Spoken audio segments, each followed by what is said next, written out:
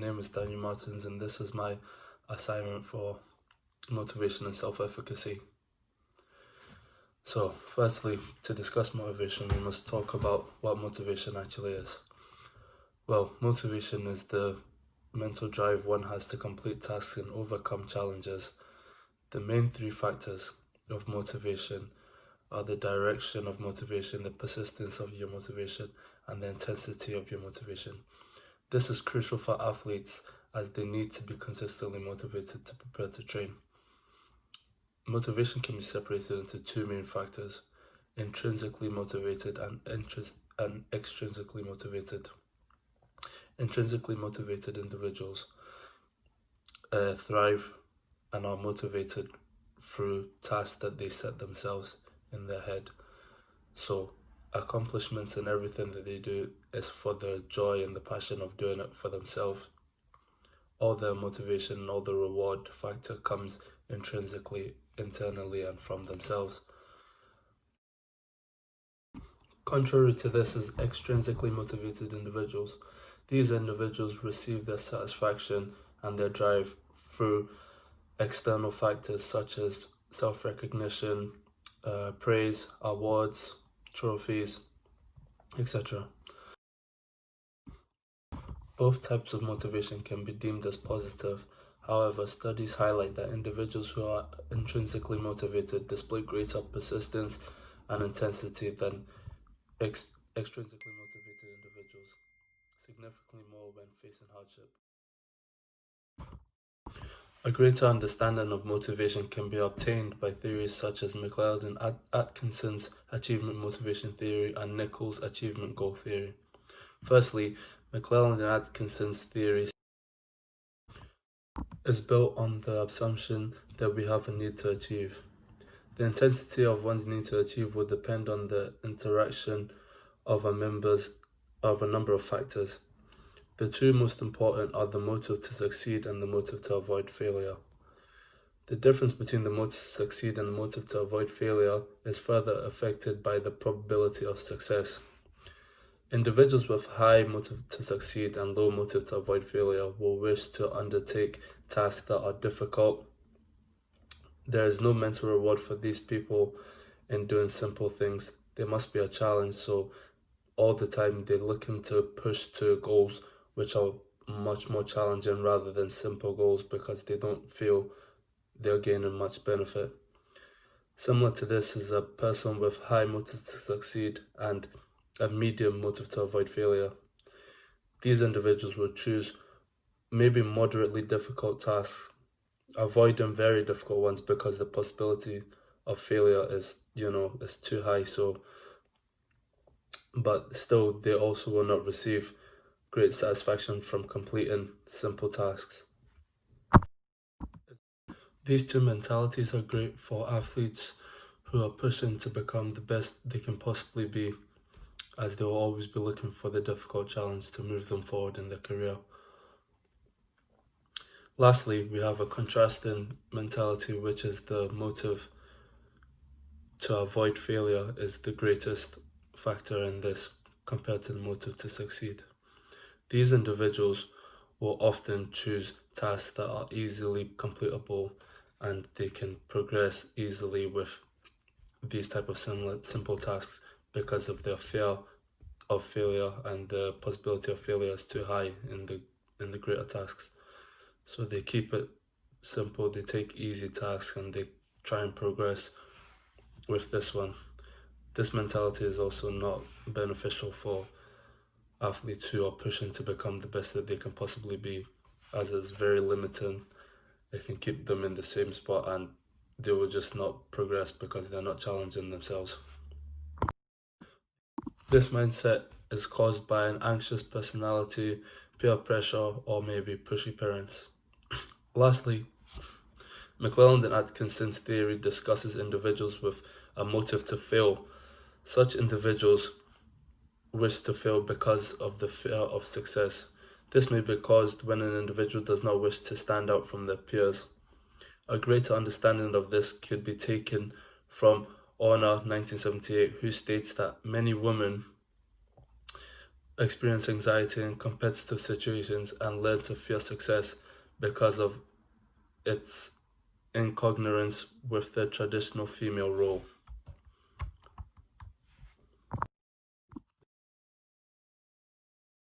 This theory shows more significance when observing the mindset of athletes and their desire to progress or their desire to remain at whatever level they're at. This theory can maybe benefit a sports scientist or a coach by seeing whether to pick the right player, whether they've picked the right players, how to develop their players, because if the club is reaching to, say, get promotion or become a better club, and then the players don't have the right mentality, it can help to highlight what a coach needs to do or what players need to be pushed further, to move with the team. So secondly, we have Nichols' 1978 achievement goal theory. Nichols' theory labels individuals as either ego-orientated or task-orientated athletes. Athletes who are ego-orientated are extrinsically motivated and are motivated by competition and are driven by the possibility of winning and being recognized as a winner and being the best in their area. Comparison to this is another trait of ego-motivated individual, which although again increases their drive, determination and their performances, it has its own cons. It is predominantly a negative trait, as in most sports, valuing oneself in comparison to your perception of other people's success can be detrimental on an athlete's focus and can lead to obsession of an individual or loss of focus on the initial task, especially since most athletes' journeys are long and involve many peers, challenges and losses. For these athletes, defeat is detrimental and tend to quit significantly quicker than task-orientated individuals if they can't achieve success. Multiple defeats also highlight the lack of persistence. So this is something that is contrasting towards task-orientated athletes. Secondly, task-orientated athletes and task-motivated athletes have contrasting mentalities, as I said, to this, and are motivated to master their craft. Such athletes fall under the label of intrinsically motivated, as they possess traits such as the desire to master their craft. These athletes tend to perform tasks to their personal goals rather than compare to other athletes. They do not compare themselves, and they have greater levels of persistence than ego-motivated individuals. Although this may seem to be perfect mentality for an athlete, they too have their flaws. Firstly, in defeat, they can find satisfaction if they believe they performed well, which is not ideal for an athlete who performs in a team sport.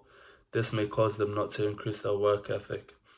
Although they are persistent and not easily fazed by defeat, they work towards their own standards, which are not necessarily high.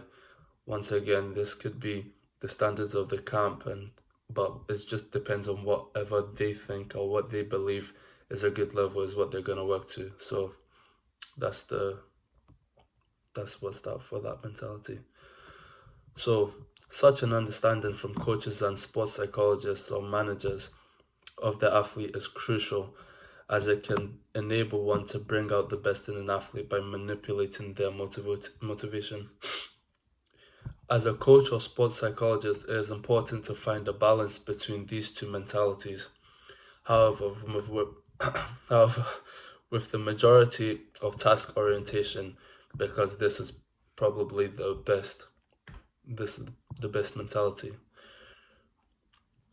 In the athletes that you work with, manipulation can be performed by simply using model performers, praising athletes, making it possible to achieve some form of success in training and goals which require mastery or competitiveness. Athletes who are predominantly task-orientated can be positively manipulated to have some ego-oriented traits by being told that their level of mastery can only be validated in comparison to how it bears against their peers.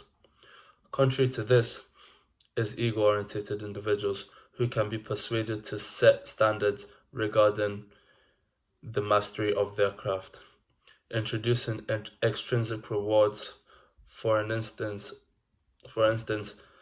most improved or best trainer can help direct them to be more task orientated.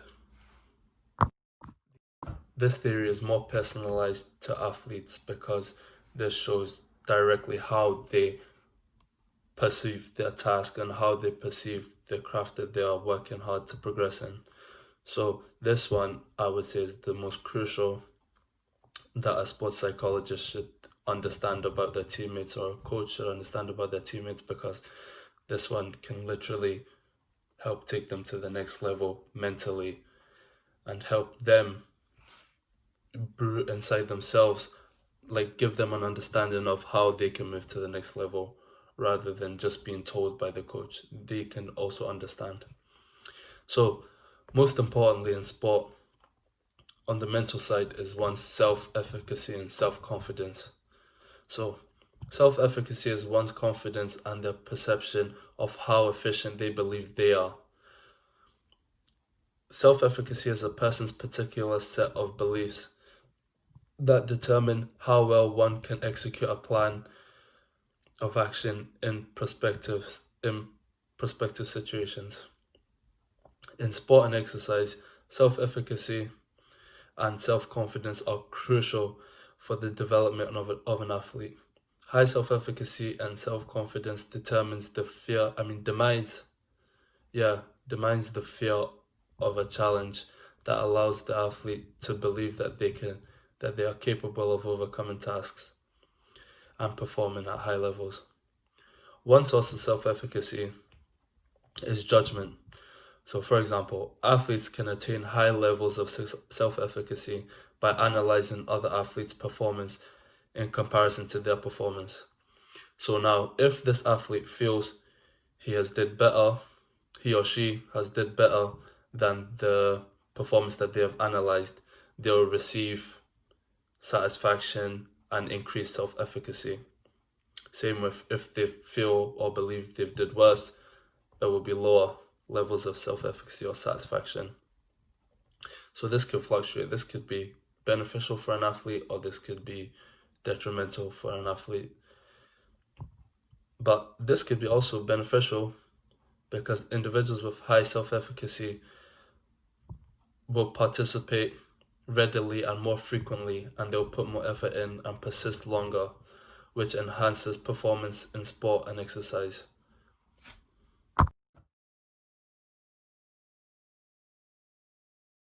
So techniques like this could be taken up by coaches and sports psychologists to help athletes, guide them to maybe use this as a praise factor without directly praising them, so they can find it in themselves to feel confident. So they'll analyze the performance and they'll see, wait, I could have completed this, I completed that, mine was better here, there. So all of this will in turn, reward them mentally. So on the other hand is the lack of self-confidence. And this will make one feel as though they are incapable of completing tasks ahead of them and will try to avoid partaking. For example, as a footballer, you must always try and maintain high self-confidence, high self-efficacy. As you're a part of a team, you must be able to, take a good touch or make a pass, or, just working together with a team. And once the ball comes to you, or even when you're off the ball, all this stuff you must do with confidence, or else you're going to be really likely to fail. The majority of actions that footballer does, is down to their belief that they can complete the task.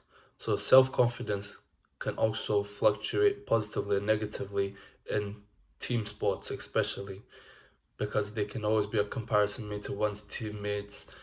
Standards and demands are set in the team's camp, in the team's dressing room or whatever on the pitch, and the players, and if a player does not reach this, it could be made known to them by coaches and teammates, which again could affect one's self-efficacy.